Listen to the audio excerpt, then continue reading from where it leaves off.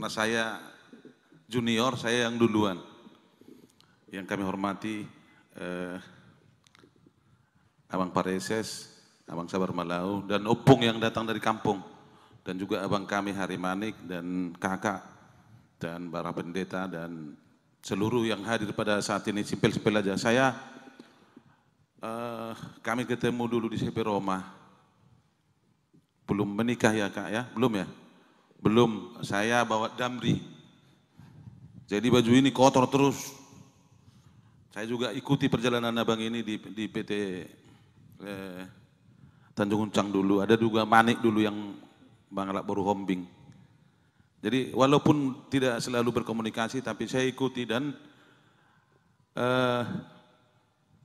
memang kalau ulet, ya itulah ini ya Ari Manik. Tapi tidak semua orang seperti beliau. Tepuk tangan dulu kita untuk abang ini. Kenapa saya sampaikan begitu? Saya juga ulet orangnya, tapi ya puji Tuhan saya bisa menjadi anggota DPRD juga.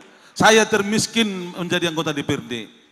Kenapa saya sampaikan? Saya memang kalau ditanya apa kerjamu, STJ, status tak jelas, mordong sini, mordong sana. Tapi puji Tuhan, dan apa yang disampaikan tadi Bapak Pareses itu juga renungan itu abang.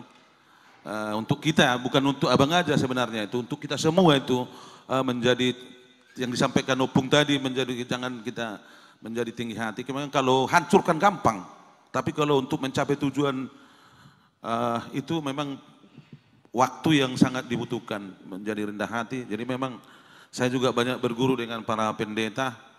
Saya bilang selalu kalau bisa pendeta aja memilih tahun 2024 saya udah lolos menjadi anggota DPRD kedua kali. Aku bilang karena saking banyaknya pendeta teman saya.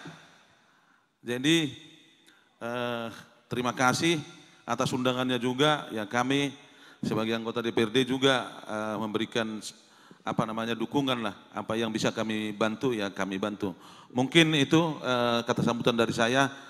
Terima kasih. Horas.